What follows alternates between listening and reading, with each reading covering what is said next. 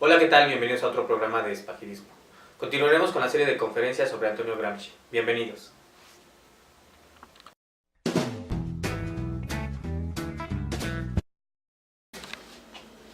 Pues bien, vamos a dar un pequeño preámbulo sobre la conferencia del día de hoy y también aclarar que Espagidismo ha tomado un giro muy importante, pues ya no mantenemos la misma estructura que habíamos llevado.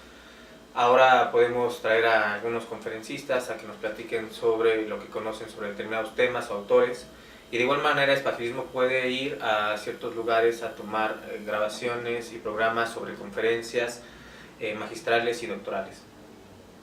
Indudablemente el pensamiento de Gramsci es muy importante para la actualidad, pues él va a hacer una revisión sobre el pensamiento marxista, que bueno, en su momento lo hizo Lenin y lo hicieron como Trotsky y otros pensadores, pero la revisión que hace Gramsci es trascendental para hablar sobre la historia del marxismo y también cómo se vislumbra el marxismo a futuro.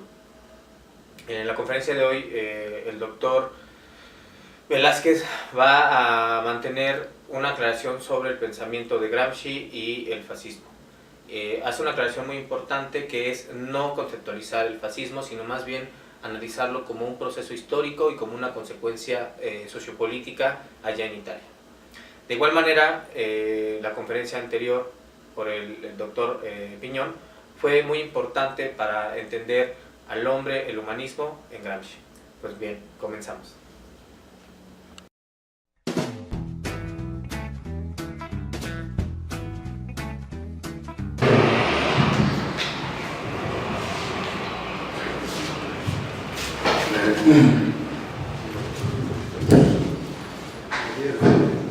Buenas tardes.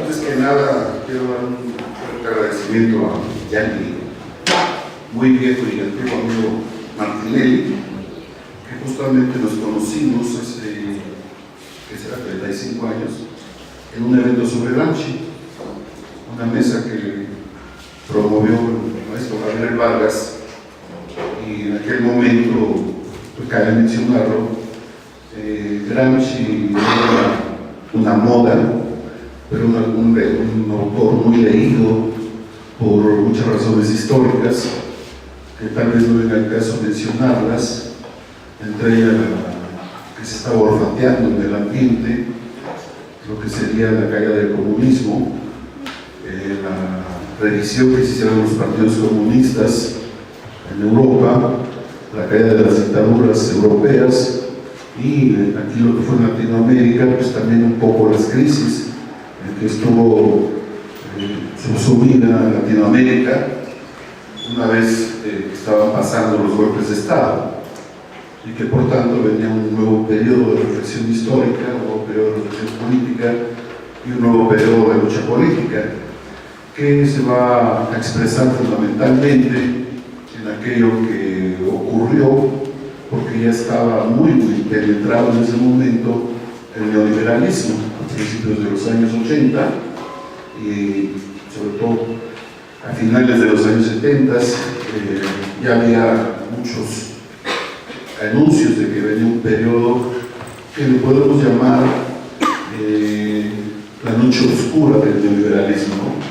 Que lo que generó fue muchísimas cosas, entre ellas todo este nihilismo, la posmodernidad, todas esas actitudes que se tienen, y como digo, en plan de broma, pero en cierto sentido muy seriamente, en aquellos años de estudiantes de preparatoria, estudiantes de universidad, de posgrados, pues teníamos la mala costumbre de leer a Marx, a Lenin, a Gramsci, a Trotsky, etcétera, etcétera.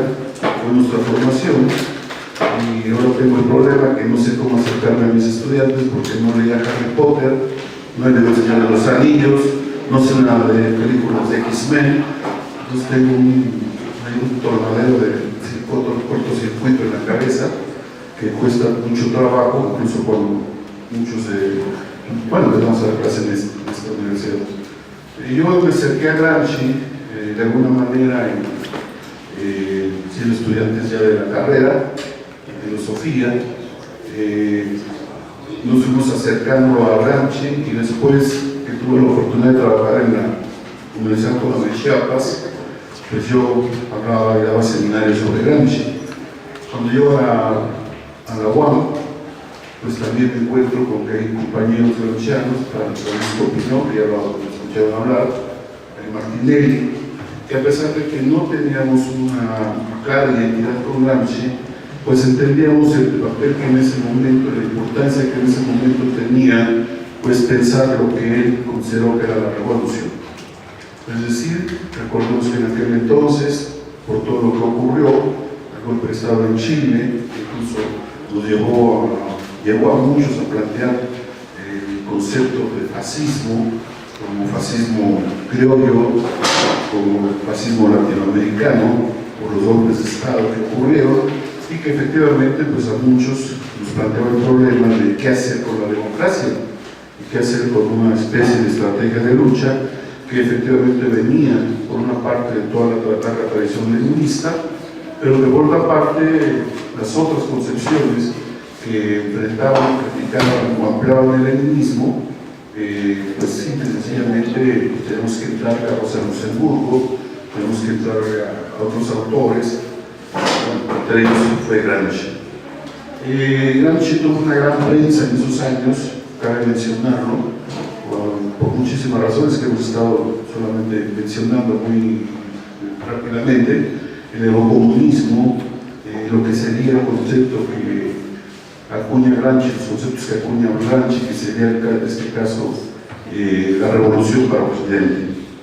Hay que entender qué es ese problema de la revolución para Occidente, por qué se plantea ese problema, pero vamos a entrar un poco al fascismo.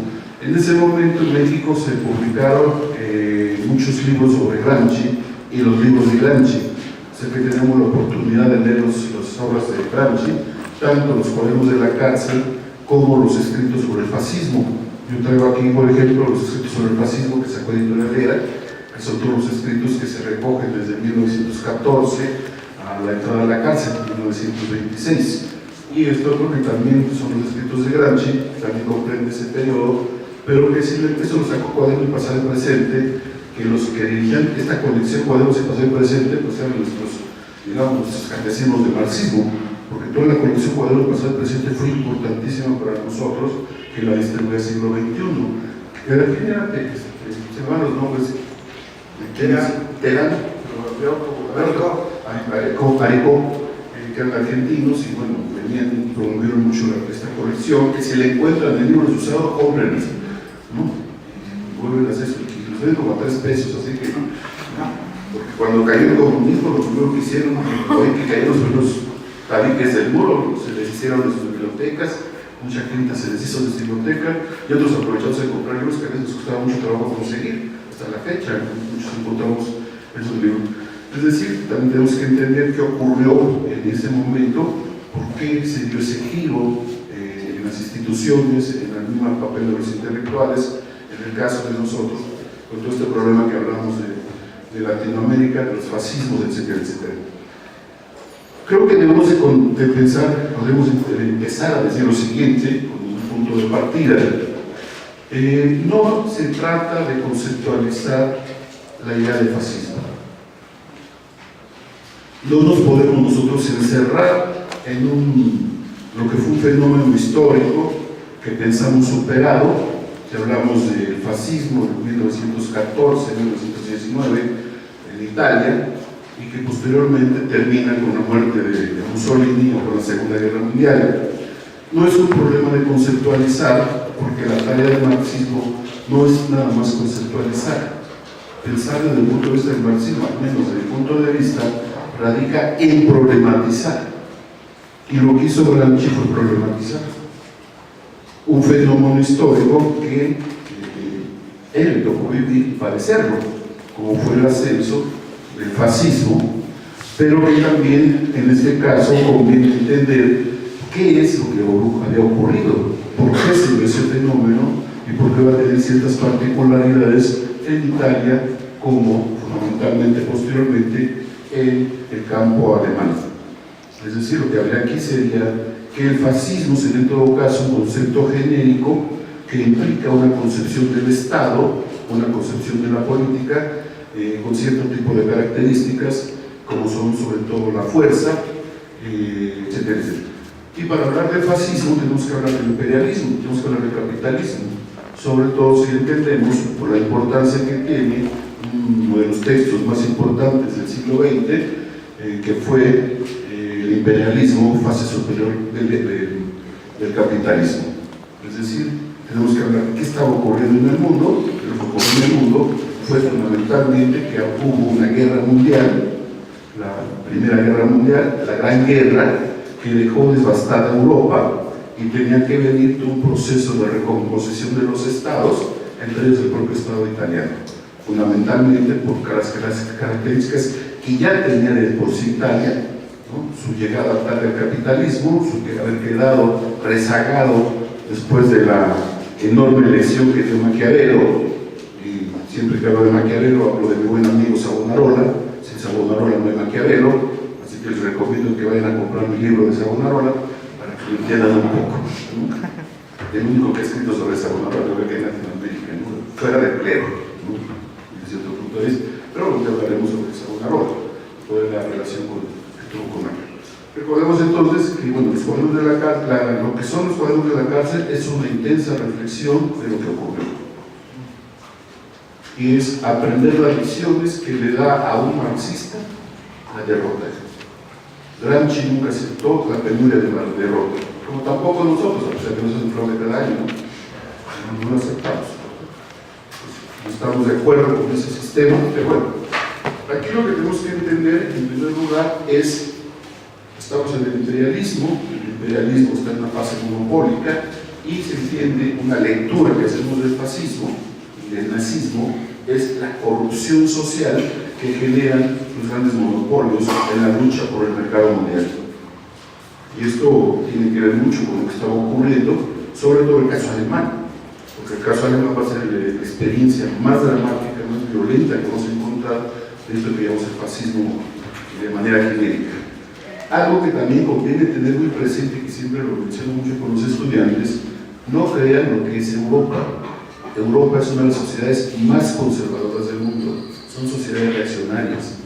Y si ustedes ven ahorita el mapa geopolítico europeo, lo que van a encontrar es que prácticamente todos los países europeos están dominados por la derecha, e incluso con gobiernos ya abiertamente fascistas, en el sentido formal, en el sentido liberal, no en el sentido de lo que fue el fascismo en ese momento.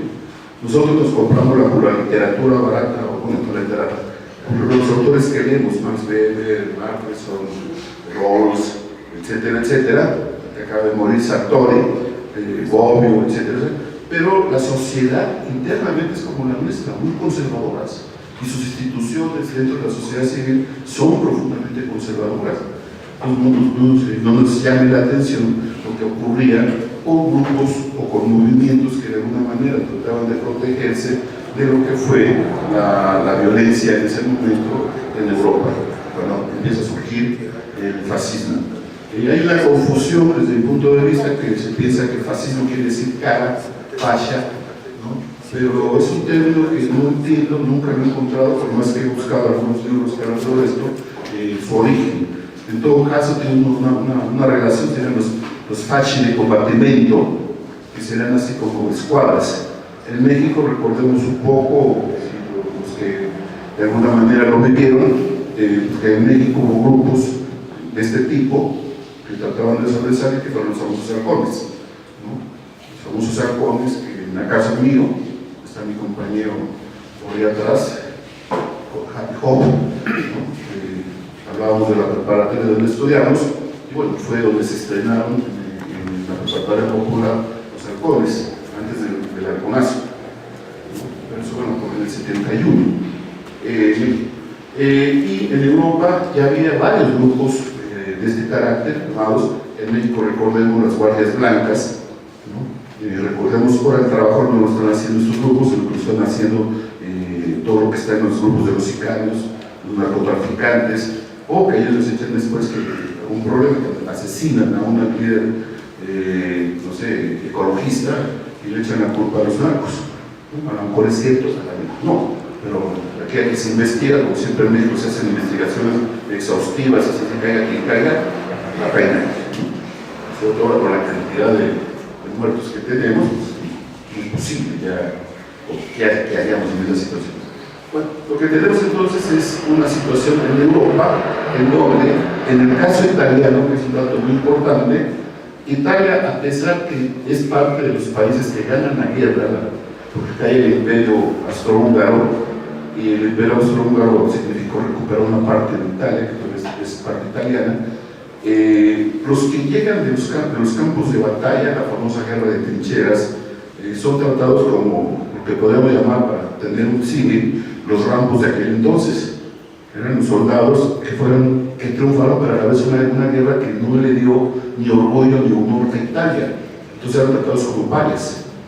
No tenían trabajo, andaban desplazados, estaban de un lado para otro, y sobre todo por la movilidad que se logró en ese momento al llegar a Italia, a sus tierras, y pues los trataban pues no como héroes de la guerra, no ganamos la guerra, no, simplemente pues no tenía Italia como que nunca entendió qué hacían las guerras.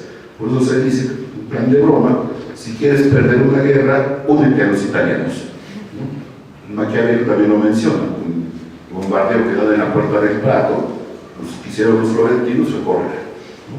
Y en la Segunda Guerra, recuerden ustedes que los alemanes, en los campos, en las regiones que tenían que estar dominadas por los italianos, tenían que llegar los alemanes para defender, por ejemplo, fue el caso terrible de Grecia, no fue el caso de las islas de este lado del Mediterráneo, porque tenían que matar a los alemanes.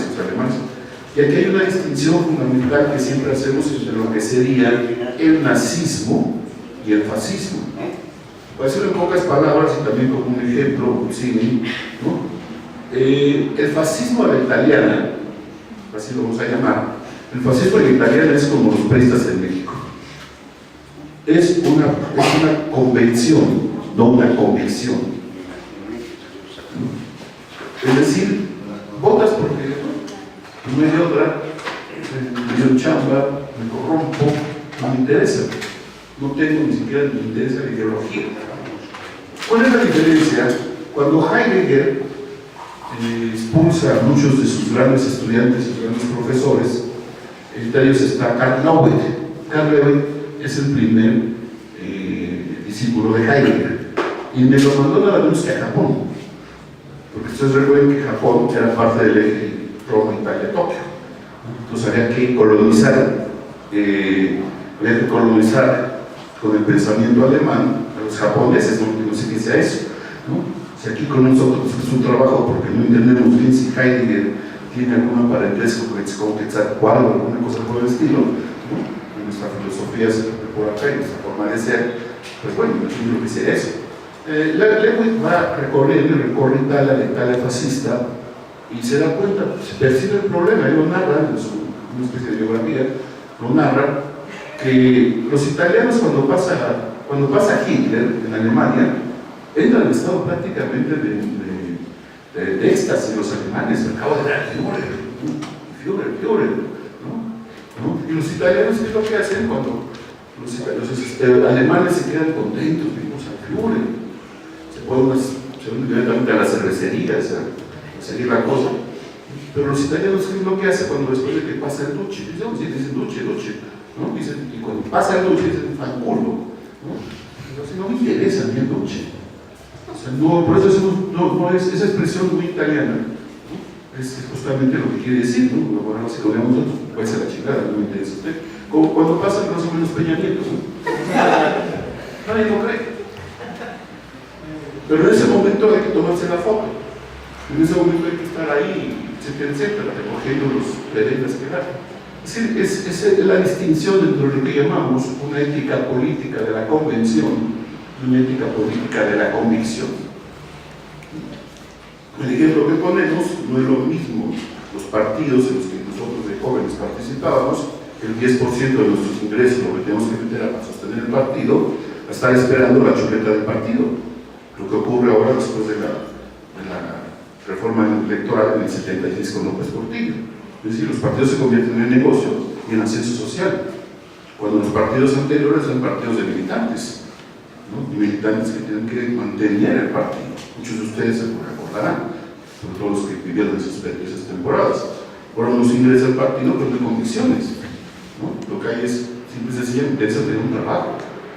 En aquel momento pues, era todo lo que significaba, incluso a veces recuerden que el Partido Comunista estaba en la clandestinidad en muchos partidos, ¿no? Era otro tipo de comprensión del fenómeno de lo que era la lucha política.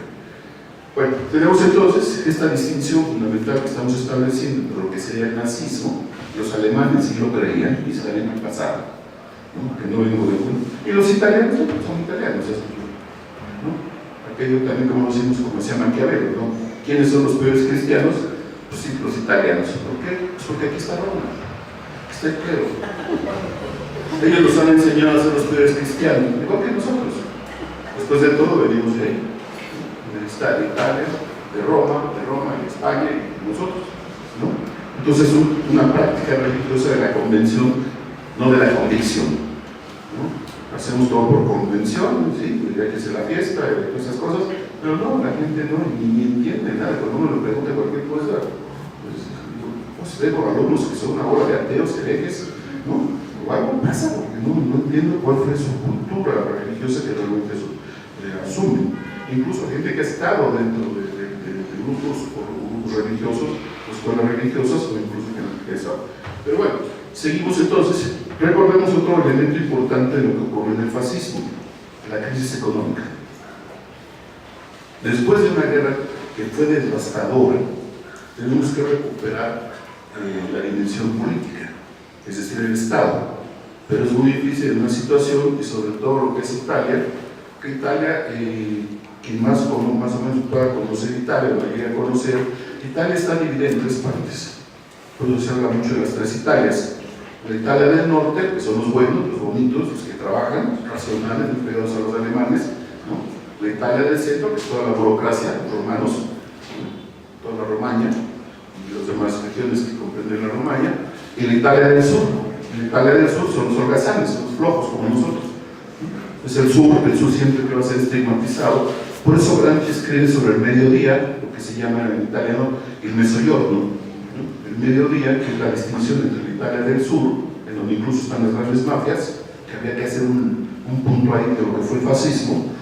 Durante el fascismo de Mussolini no hubo mafias, fueron controladas, sobre todo en la parte de la Sicilia, la parte de la Calabria y la parte de Nápoles. En Nápoles está la Camorra, en la Calabria está la Greca, no sé cómo se pronuncia, y en Palermo está la mafia dura, ¿no? Que ustedes saben que como todas las mafias son unas relaciones a nivel internacional, como el caso de México. México, nuestros buenos narcotraficantes tienen pactos con esas mafias, si no, no entran dinero ni entran la droga por allá. Pero bueno, aquí lo que dicen son que ustedes son los mafiosos, los que caminan con tanta droga, que va a pasar por las generaciones, ¿no? Pues no pasa nada, se están pasando bien los muchachos. Bueno, lo que tenemos ahí es una situación muy particular, hay una enorme crisis, y esa crisis justamente viene también por una cuestión muy importante. Hay un cambio radical en la economía mundial, porque la Primera Guerra fue también a su vez el anuncio del triunfo del modo de producción capitalista basado sobre el Fordismo. Uno de los capítulos más importantes que va a trabajar Antonio Gramsci en los cuadernos sobre la cárcel es el caso del Fordismo. No es casual que Aldous Huxley, cuando empieza su mundo feliz, dice: estamos en el año tal de la era de Henry Ford. Claro, que Henry Ford después era un pobre viejito, todo arrogante, nadie le hacía caso, ¿no? Porque ya vino una revolución en los años 60, que fue la revolución de los gerentes, por eso nos vamos a meter en ese caso, ¿no? ¿Qué fue lo que ocurrió en el caso de las mafias? Que recuerden que cuando entra el ejército americano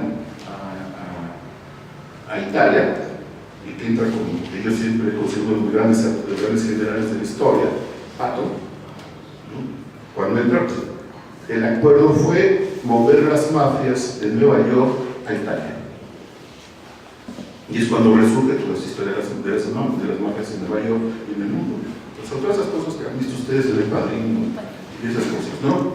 Y ya saben la historia, no había que contar, pero recuerden que estamos hablando ya de los 50. En el caso que estamos hablando de la Primera Guerra Mundial, 1914 a 1919, ¿no? Los 5 duros inviernos que se viven, pasó lo siguiente, ¿no? Empezó a entrar el fortingo, que es el que va a marcar la línea de montaje, ¿no? Va a ser muy importante porque el fortingo van a ser los tanques, va a ser el chasis de los tanques, y los chasis de los tanques se van a empezar a vender pero por millones, por mil, ¿no? Entonces el carro Ford, que Henry Ford no lo quería cambiar, pero tuvo que entrar después a cambiar, y empezar con esta cultura de cambiar de auto cada año, porque cada año hay una nueva versión, ¿no? Nuevos modelos, empezó esa cultura, ¿no? Porque antes Ford decía, bueno, si el carro está bien, necesitamos cambiar, ¿no? Y ese Ford creo que duró hasta los años 30, que todavía los mafiosos usaban mucho ese carrito, el famoso Fortingo, y que también utilizaban el chasis para hacer tractores, que va a revolucionar el campo. Y el fascismo no es otra cosa, en el caso italiano, que una combinación entre el poder oligárquico de la burguesía italiana con el poder de los terratenientes. Y aquí yo siempre recomiendo muchas películas, les recomiendo vean de Bertolucci, 1900. Son una película que son como 6 horas, ¿no? Muy buena, porque narra justamente cómo va toda la historia del nazismo, del fascismo en Italia.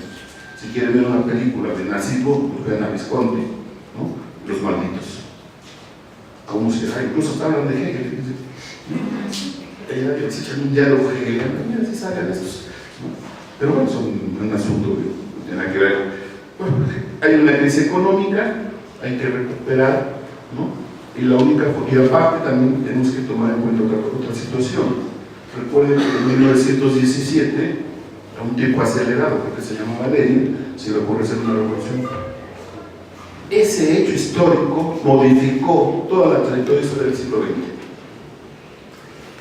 Como el caso de la Revolución Cubana modificó toda la historia de toda nuestra historia a partir de la Revolución Cubana en Latinoamérica. Fuimos otros.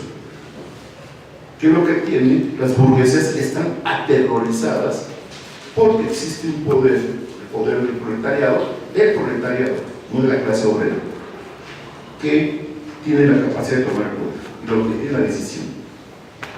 ¿Qué es lo que ocurre aquí? Bueno, la tesis de Gramsci es que en Rusia, el Estado era todo y la sociedad civil nada. En el caso de Occidente, el Estado puede tener debilidades, pero sobre todo tiene una cualidad. Es un Estado que en determinado momento se puede ampliar. Esto es lo que ocurrió con el boom del capitalismo en el llamado Estado del Bienestar. Es decir, lo que fue después de los años 60, bueno, 50, hacia los 80, principios de los 80. Es un ejemplo que siempre pongo en la UAM, ¿no? Este es un producto del Estado. Un Estado populista que en vez de hacer malls, como está ocurriendo en toda esta palapa, hacen universidades, centros deportivos, hospitales, universidades. Ahora lo que hacen son puros malls, ¿no? Porque estamos en una sociedad dominada por el mercado, por una ideología del mercado. Lo que hace la gente es, bueno, tenemos que plantear una estrategia diferente, porque si no, no podemos hacer en Italia lo que se hizo a la rusa. A la rusa, lo que dice Gramsci fue un golpe de Estado. Tomas el corazón del Estado, una guerra imperialista la transformas en revolución, y bueno, y todo lo que ocurrió. Con todo lo que después vamos a tener discutiendo y estamos agarrando el chorro unos a otros, ¿no? Porque cayó el comunismo, no se preocupen, no hay problema, ¿no? Todavía no sabemos por qué cayó el imperio griego. Si alguien lo sabe, que nos lo diga nuestros amigos historiadores, ¿no? Porque no se angustien, ¿eh? La historia es historia, y esto es lo interesante de la historia, que nos llevamos dudas, que no sabemos cuándo van a tener una solución o una explicación más o menos, ¿no? Pero bueno, hay estas historias. No uso el concepto de bonapartismo porque incluso Gramsci no lo acepta, porque sería el cesarismo, ¿no? Porque dice, bueno, si es el Estado, es otra cosa, ¿no? Y que no me sirve, no lo utilizamos mucho para explicar qué fue el fascismo, e incluso ni siquiera lo que yo llamo la sociedad más totalitaria del siglo XX. ¿Cuál es? México. Nuestra propia sociedad es la más totalitaria, y lo que pasó es lo mismo, ¿no? Sí. pues simple y sencillamente es, bueno, no necesitamos, si decimos que el fascismo es la defensa del capital y base a metralletas, pues aquí no las necesitamos. Con el simple hecho de tener controlado los votos, quien cuenta los votos ya nacemos, ¿no? Con toda la parafernalia que viene detrás de ello. Pero bueno, aquí lo que tenemos entonces hay una crisis económica, hay una revolución y un ascenso revolucionario en ciernes, que sobre todo Gramsci va a meditar en lo que fue la experiencia de Turín, los consejos obreros. ¿Qué son los consejos obreros? La expresión más suprema que podemos encontrar lo que es el socialismo. Los productores organizados defendiendo la producción y controlando la producción. Por eso no se permite que los obreros se organicen en sindicatos independientes, y mucho menos que fueran consejos. Recuerden la consigna de Lenin, ¿no? Todo el poder a los soviets, a los consejos. En la fase del consejismo, aquí lo que importa, lo que implica es por qué fueron derrotados los consejos y por qué fueron derrotadas las revoluciones que habían ocurrido sobre todo en el centro de Europa. La más importante de ellas, la revolución de Bela Kun en Hungría, que tenía nada menos que George Lukács de secretario de Educación. Bueno, aquí había también hay una cosa muy interesante del fascismo italiano, ahora que mencionamos a Lukács, uno de los grandes filósofos, para muchos el filósofo más importante después de Marx, filósofo marxista después de Marx, ¿no? Y en ese momento recuerden que hacia 1922 se publica Historia y Conciencia de Clase, que se considera el libro más importante después del Capital, dentro del marxismo. Aquí lo que mencionaremos sería lo siguiente con respecto a este problema, bueno, con respecto a esta situación de Lukács, que Lucien Goldman, también una marxista, menciona que el ser y el tiempo de Heidegger está escrito en contra de Historia y Conciencia de Clase. Quien tiene el libro que trata de demostrar su tesis, y que de alguna manera sí tiene razón, aunque mi amigo Gil Villegas, Francisco Gil Villegas, que escribió con los profetas y el Mesías, Ortega y Gasset y Lukács, ¿no? Y el Mesías es Heidegger, ¿no? Mi amigo es heideggeriano, no es perfecto. El libro es muy interesante, el de Gil Villegas, pero aquí lo que mencionamos pues, sería la cuestión de que este libro bueno, plantea que Lukács y Ortega y Gasset parece ser que estuvieron juntos en el seminario de Simmel en Alemania, parece que sí tomaron cursos juntos, pero eso es también que a veces tenemos mal trasnochados ciertos datos. Lo cierto es que, bueno, ustedes saben quién era Lukács, que bueno, se reunía con Weber, con Sommer, con todo este grupo del seminario de Heidelberg, ¿no? Y bueno, mi buen amigo Ortega, pues no, Ortega como que no estaba en ese círculo, ya estaba en España, y había escrito el libro para mí más importante y más influyente de ciertos movimientos filosóficos que se dieron en México, que son las meditaciones del Quijote.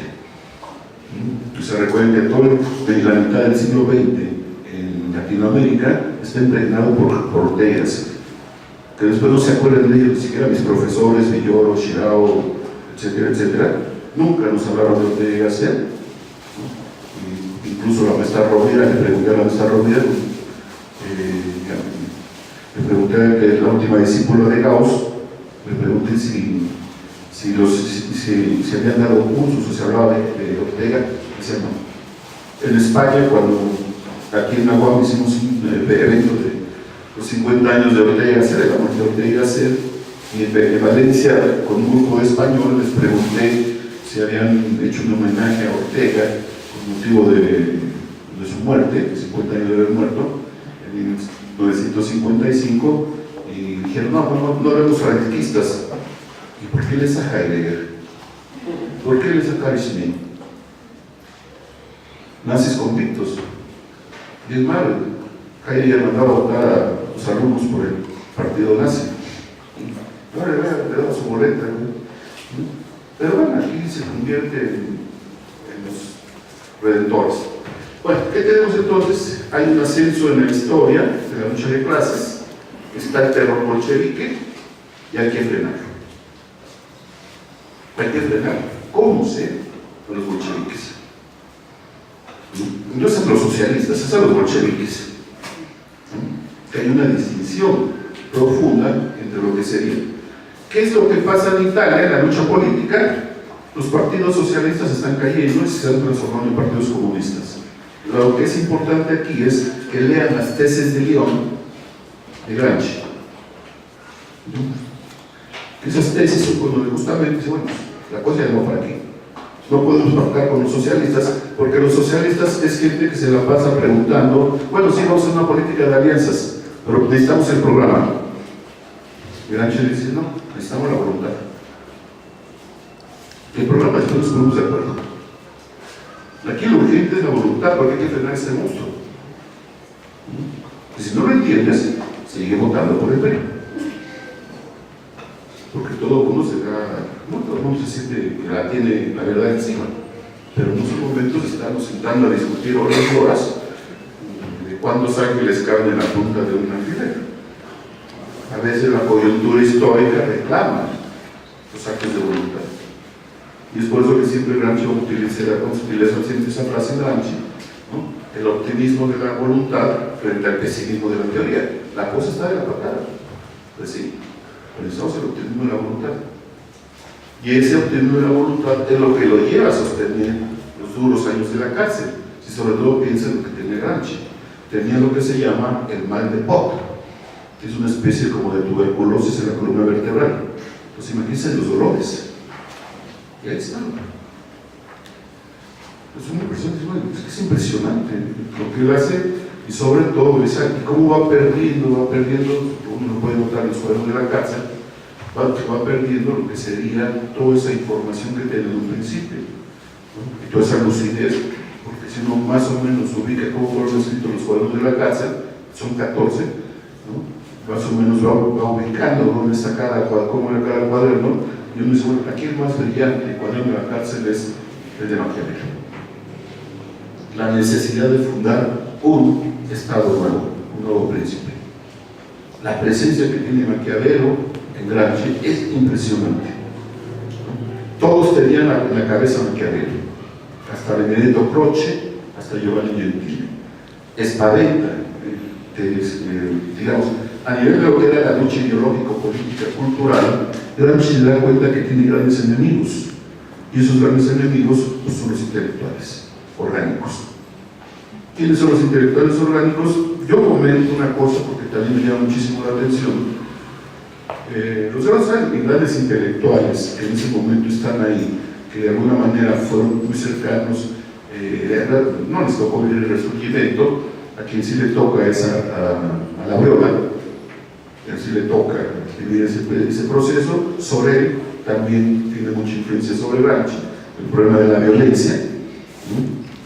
Los anarquistas, entonces los anarquistas están destapados, los que dicen vamos a la acción directa, y la acción directa es ir a poner bombas, matar al archiduque de Austria y se armó la guerra, ¿no? Yo acabo de estar en Sarajevo, justamente, y nos explicaban cómo fue el asesinato del archiduque, ¿no?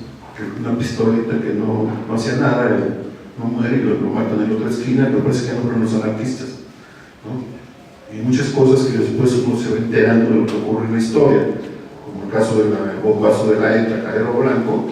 Dice, pues sí, pero los que pasaban la información eran así, a los guerrilleros, a los de la ETA. Entonces, bueno, parece que la CIA está metida hasta debajo de las orejas, ¿no? ¿Desde qué momento? Y estos grupos también, porque el imperio austrohúngaro quería una guerra, y también nosotros estaban, ¿no? Imagínense toda esa región del mundo, ¿no? Lo que implica, y sobre todo para lo que implica también para los alemanes. Bueno, aquí lo que está es la lucha en la cultura. ¿Qué hacemos con la cultura? ¿Y qué hacemos con las universidades? ¿Qué hacemos con los intelectuales? El Duce inventó una cosa que se llama la Carta de Lealtad al Duce.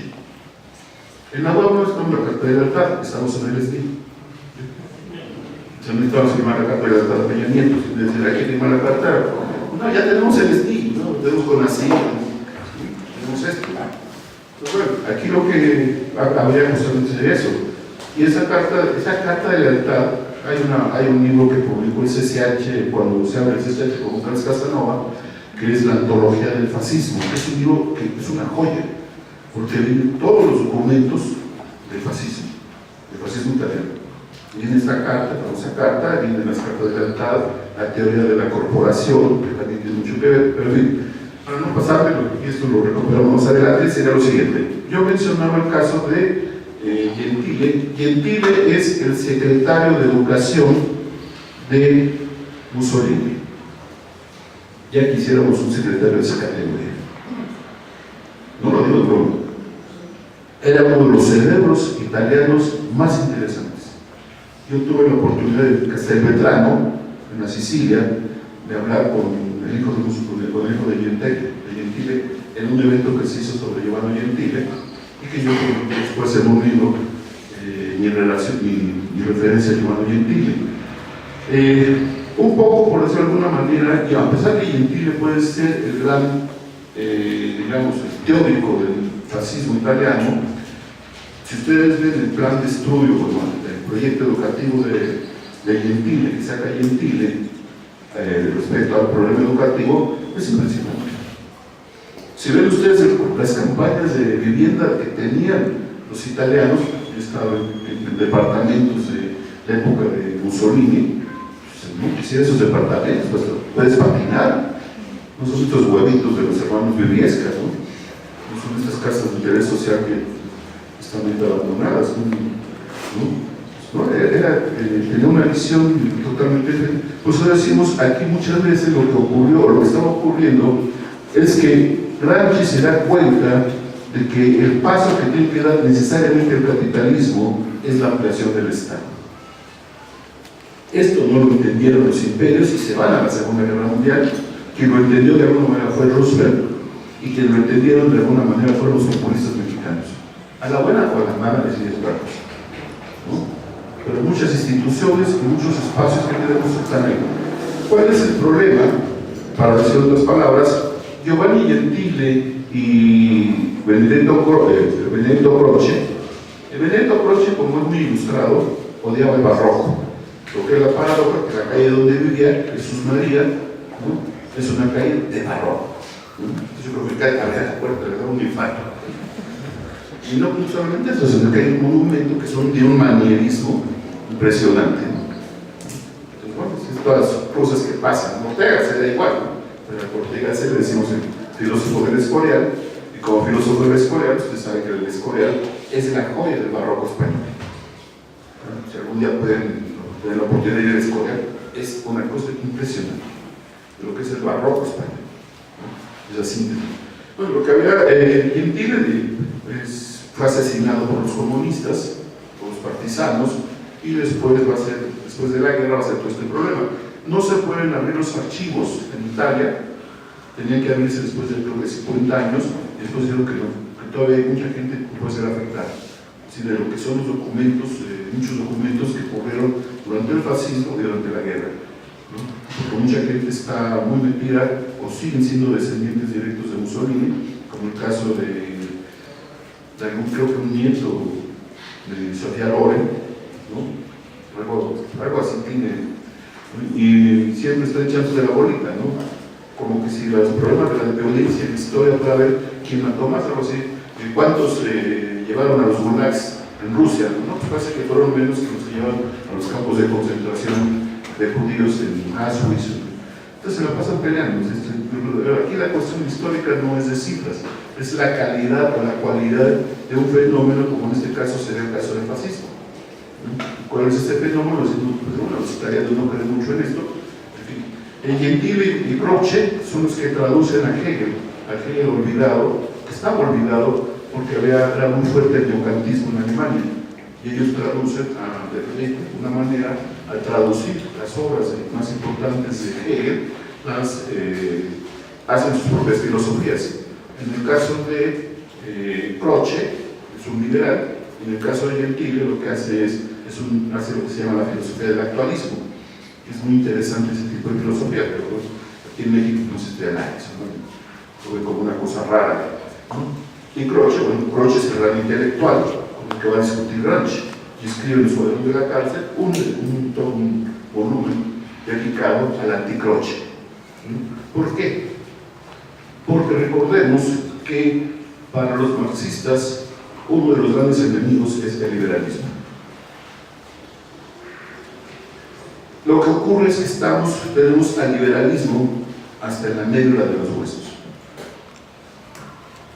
Y esto es una cosa muy interesante, ¿no? Porque siempre estamos mencionando este problema, ¿no? Y este problema del liberalismo, muchas cosas que están surgiendo con el liberalismo, el liberalismo, ¿qué fue el liberalismo? Voy a decirlo rápidamente. El liberalismo muere con la Guerra Mundial, la Primera Guerra Mundial. Es el liberalismo clásico que venía de John Locke, de Hobbes, de John Locke, y llega hasta, para poner un pedo más largo, hasta la República de Weimar. Después vamos a tener el famoso liberalismo renovado, cuando entran cosas como los derechos humanos, entran cosas como la democracia, entran los padres putativos del liberalismo contemporáneo, obvio, ¿no? Bueno, ¿te acuerdas? Sí. Sí, te acuerdas. Cuando se dieron el cambio, algunos profesores marxistas, los profesores de la facultad, ¿no? Hicimos un evento sobre Gramsci y bueno, fue muy duro aquí en la UAM, ¿no? Por las cosas que le echaban la culpa a los guerrilleros o a la gente que asesinaron en Latinoamérica, a las derechas, los golpes de Estado, que eran los culpables del golpe de Estado, ¿no? Algo así como que estoy poniendo la mejilla, la otra mejilla y la otra mejilla, y al rato me acusan de que yo soy culpable de la violencia, ¿no? Algo así como el pobre negro, ¿no? El negro es un asesino, ¿no? El negro son muy violentos los negros, son muy violentos, le matan a la mamá, la violan, queman al padre, ¿no? Violan a las hermanas, a las hijas, ¿no? Al pobre lo linchan y un día le da un golpe a un algo. ¿Ven cómo son más violentos los negros? Pues más o menos lo que nos está pasando a nosotros. Si rompemos un vidrio en una manifestación, vean cómo son violentos. ¿No? Estamos haciendo romper un vidrio. A ver qué hacemos. Estamos muy locos. Estamos en utopía. Entonces, en nuestra utopía entendemos la violencia de un régimen, ¿no? Se puede tener en un momento desesperado, que utilizamos esa tesis, que fue el fascismo, la desesperación de la burguesía al no poder controlar a las masas que estaban tomando el poder. Y hay que frenarles. Vienen los bolcheviques, vienen los consejos obreros. Entonces creo que es un movimiento de reacción. Pero también tenemos que recordar algo lo siguiente: el papel que juegan los intelectuales. En el caso de México no tengo ningún problema, ¿no? Yo tengo una publicación, la que estamos vendiendo aquí, fueron 300 libros, ¿no? Parece que ya me lo leyó un amigo, es una ventaja, ¿no? Que lo compró, regalado varios, ¿no? Es decir, no lo leemos. Y no se lee porque no tenemos ni siquiera los medios para tener una difusión en cierto tipo de editoriales, ¿no? No los tenemos y piensen sobre todo lo que es la mentalidad del científico social y del filósofo latinoamericano. Todas nuestras referencias son libres, europeas. Y cuando le recomendamos a algún mexicano, dice quién es. ¿No? Porque esa es nuestra mentalidad, ¿no? Aquí en la UAM se dice que no hay filosofía en México. ¿Sí? No hay filosofía. Qué buenos filósofos somos. Y lo mismo que pasa con los científicos sociales. Leemos a los clásicos y es obligatorio. Pero también tenemos nuestros clásicos. Y bueno, estamos en esa discusión con esos grupos, ¿no? Nos metemos en el caso del libro que estamos acá, está allá atrás, sobre Claudio haciendo propaganda, ¿no? Sobre Claudio Lefort, porque Claudio Lefort para mí fue un ejemplo de cómo él llama Maquiavelo y cómo se convierte en un intelectual orgánico al régimen capitalista. Él era marxista, discípulo de Remunaro, Remunaro era marxista, es uno de los mejores pensadores conservadores del siglo XX, amigo y formador de una revista con John Bolsar, en tiempos que John Bolsar era a la calle a manifestarse, Castoriales. Entonces, bueno, Marco Convino. Entonces, bueno, ¿y este tipo por qué se cambia de acá? Bueno, porque la discusión era lo que se había dado, si había muchos campos de concentración en Rusia o había tres. Entonces empiezan a discutir ahí sobre la esencia del régimen soviético. Es la gran discusión y las reflexiones que hubo, la revolución húngara, etcétera, etcétera, ¿no? Pero a fin de cuentas había que decir, señores, pues salgo de la lucha política, salgo del marxismo, porque me interesa más ser intelectual reconocido, ¿no? Que fue lo mismo que hizo Octavio Paz cuando regresa de España, ¿no? Es que estos locos están matando entre ellos, yo estoy en contra de eso, ¿no? El mismo argumento que puso Popper, ¿no? Karl Popper, que casi estaba en el partido, estaba casi simpatizante de la socialdemocracia, de una manifestación violenta que matan a los obreros, matan al pueblo, y dice, qué violentos son las izquierdas.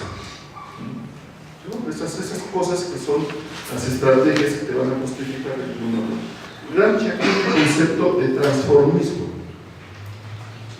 ¿Qué es el transformismo? El paso de un intelectual, llamémoslo de izquierda, comunista, socialista, anarquista, todos los istas que puedan entrar a la defensa o incluso la conversión. Si la conversión a posiciones de derecha y de ultraderecha se volvieron fascistas. Y esto es muy común. Cuando gana Salinas de Gortari, ¿qué es lo primero que hace? Empieza a captar intelectuales, académicos. Y la gente se va a Gobernación, se va a IFE, se va a todas esas instituciones, los derechos humanos, ¿no? Y dejan hacer todo. Ni siquiera anuncian, estoy de acuerdo, me interesa gente, está bien, ¿no? Yo me crié aquí, bueno, era Juan, tenía otra cosa, pero bueno, aquí el problema es ese transformismo, ese cambio de posición, que decimos que a fin de cuentas no había una convicción. Si encontraron una convicción como la que tiene Gramsci, lo que es la cárcel fascista, lo que decían, hay que evitar que este cerebro pince en los 20 años, ¿no? Y eso es, o sea, que hay que iniciar todo esto. ¿Qué es lo que pasa con Gramsci? ¿No? Porque bueno, aquí lo que yo plantearía es lo siguiente. La pregunta que la vez pasada le hicieron a Francisco pues es justamente diría lo siguiente: ya no hay intelectuales orgánicos, o es un proceso de extinción. Es muy difícil ahora, sobre todo porque todos los intelectuales son inmediatamente cooptados. Cuando más o menos alguien medio brillante y medio criticón, eches la maquinaria. Y no vas a permitir que se televise en horario estelar, ¿no? Nadie te permitirá seguir que iba a Broso en la mañana, ¿no? Sí. Al profesor Velázquez con sus 2 alumnos que tiene por ahí. Pero es al contrario, sirve el régimen. Sí, mire, tenemos libertad de pensamiento, libertad de cátedra, somos muy demócratas, muy liberales, pero no tenemos ningún peso sustantivo en la sociedad. A pesar que queremos publicar o publicamos algo, no tenemos acceso a los medios, muy pocos a veces nos invitan a las estaciones de radio, y bueno, generalmente hablamos de cultura, yo hablaba de Gramsci, hicimos un programa excelente de Maquiavelo, un programa excelente de Giordano Bruno, hace muchos años, en un partido América Guadalajara, que es un mayor arte, con Giordano Bruno. La gente nos y ahí están en su rating, ¿no? Es impresionante, lo que hablamos a veces sobre Giordano Bruno. En fin, Gramsci está discutiendo el problema de la cultura, y eso es muy interesante porque nosotros muchas veces olvidamos la cultura, porque generalmente los intelectuales siempre buscan a las grandes élites, a las grandes expresiones de la cultura.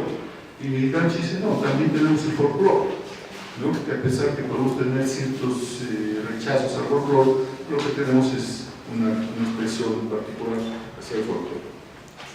En fin. Lo que aparece entonces en el siglo XX es un fenómeno extraordinario, también de gran importancia, que son las masas.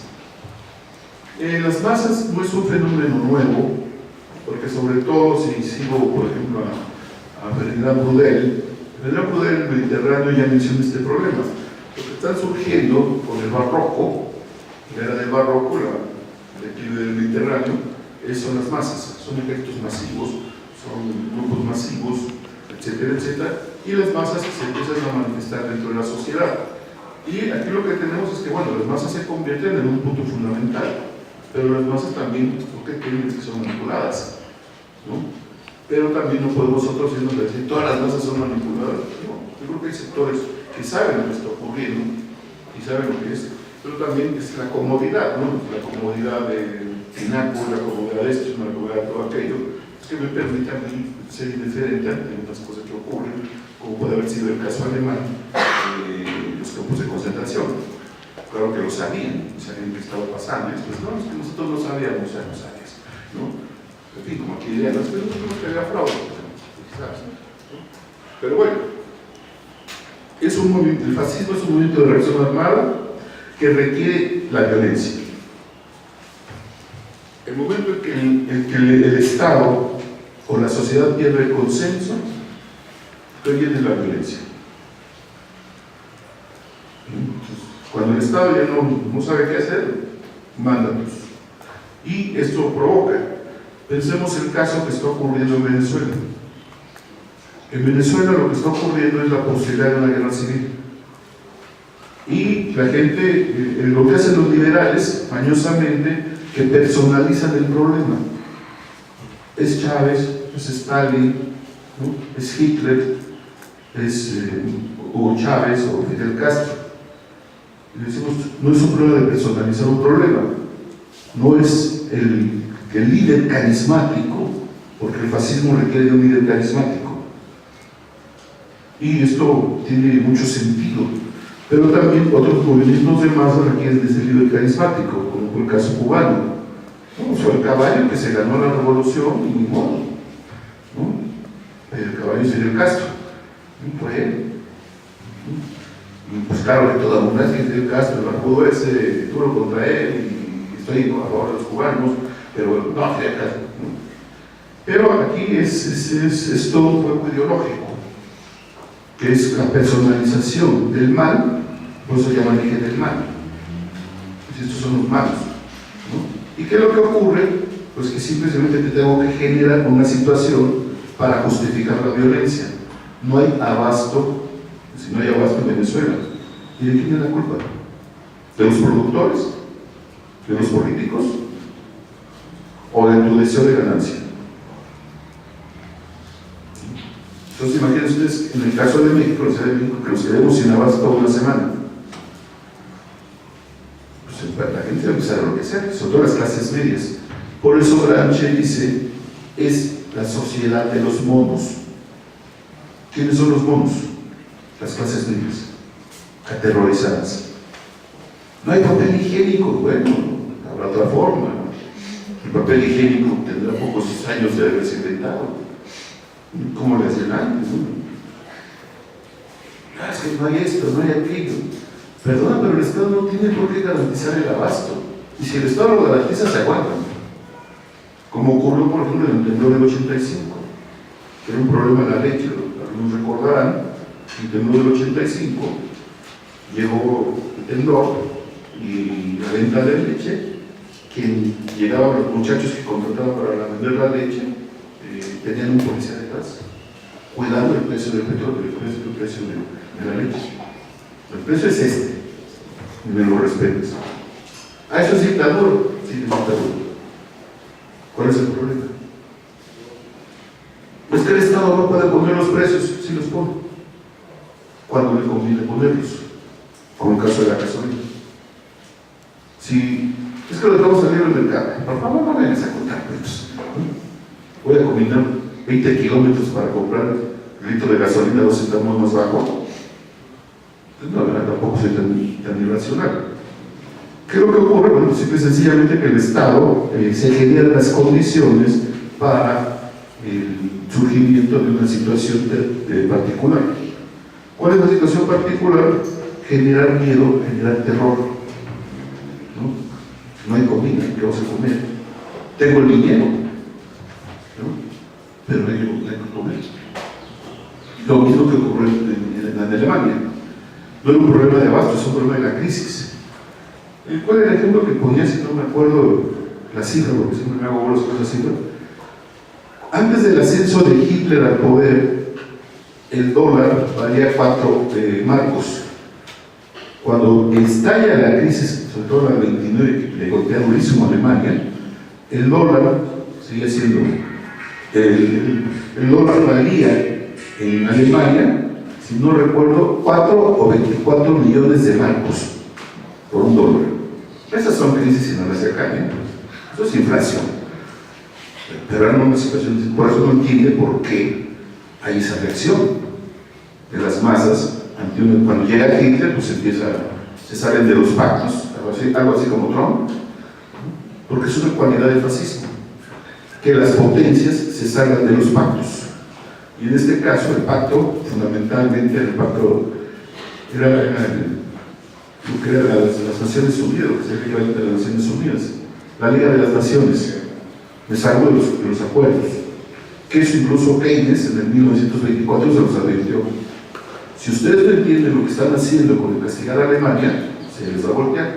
Y Keynes, que era una persona muy brillante, pues a fin de cuentas tuvo éxito, que fue lo que justamente va a ser la base del estado de bienestar, el keynesianismo, porque era una persona, era una brillantez impresionante, ¿no? Ahora olvidado, ahora lo catalogan en el, ¿no?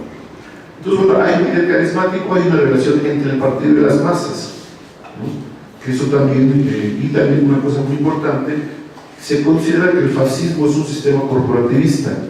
Aquí lo que tenemos que entender bien, si el corporativismo se refiere solamente a la organización de las clases subalternas, o si el corporativismo es una íntima relación entre el poder político y el poder económico, como ocurre actualmente, que es lo que nosotros padecemos como neoliberalismo, no es otra cosa que los intereses de los estados imperialistas y sus corporaciones, sus grandes corporaciones.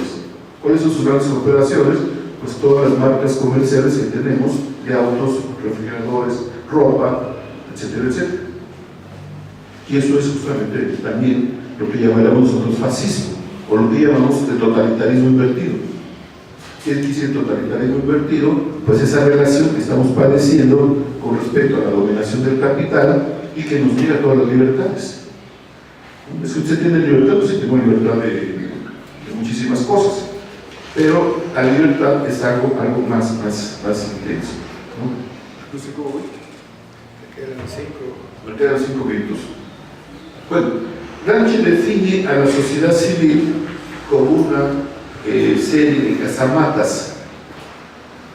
Es una definición un poco complicada. Les comento que estoy dando en este trimestre, en el posgrado de Filosofía Política, la materia de Sociedad Civil y Política. Y como les decía al principio, para mí el problema no es conceptualizar, no andar buscando, como el caso de Hegel, la relación entre la existencia y la esencia. Lo que estamos buscando es problematizar un problema, una situación, un fenómeno. En el caso de Gramsci decimos, lo importante es que Gramsci tiene una cualidad como marxista. Un marxista que pierde el hilo de los hechos, simple y sencillamente va a ser arrastrado por la historia.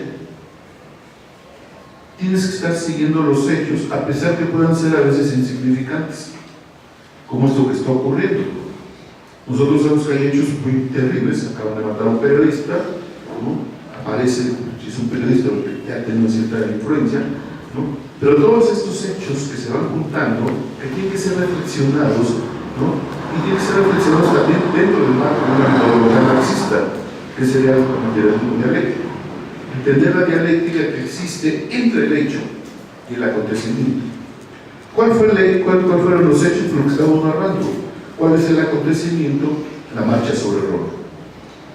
Ya la instauración del fascismo, sostenido por la crisis de la monarquía y sostenido por toda esta violencia que existió y que va generando una especie de consenso que se va masificando, se va hasta llegar a un punto en que se convierte en violencia. Lo mismo que pasa en la historia, se van acumulando muchos hechos y posteriormente aparece el fenómeno, la Revolución Francesa, la Revolución Mexicana, que son los que van a registrar la historia. Pero no es que ocurra porque un día se le ocurre a una persona gritar ahí en Dolores, ¿no? Simplemente ocurre porque hay todo un peso en la historia. Y uno tiene que estar viéndolo, estar reflexionando constantemente esa serie de hechos para llegar efectivamente a una situación. ¿Qué es lo que aparece? Lo que dice Gramsci, la sociedad civil es un espacio gelatinoso y lo que tenemos que hacer es establecer una estrategia de trincheras. ¿Qué quiere decir una estrategia de trincheras? Pues simple y sencillamente que el momento en que tomas una trinchera, consérvala. pero no son trincheras materiales, son trincheras ideológicas, son instituciones. Porque lo más importante no es que tomemos el poder, lo más importante es transformar el cerebro de los vivos, tener otra conciencia. Y eso no es fácil, como dice la canción. Hay hombres que luchan un día y otros que dos. Nosotros llevo como 40 años, no sé si mis luchas han sido importantes o no, pero estamos en eso, ¿no? Un pensamiento crítico considera una emancipación, ¿no? En fin, decimos entonces, para terminar, aquí el problema que tenemos que entender cuáles son los límites de lo que llamaríamos en este caso, en el caso de Italia, en el ascenso del fascismo, los límites y la responsabilidad de las llamadas organizaciones políticas. Porque en sus querellas se pierden. En vez de estar discutiendo lo que dice Gramsci, no discutamos el programa, pasemos al acto, ¿no? Pasemos a la voluntad. Y si no hay voluntad, pues bueno, no se preocupen, otros 50 años se ven. Gracias.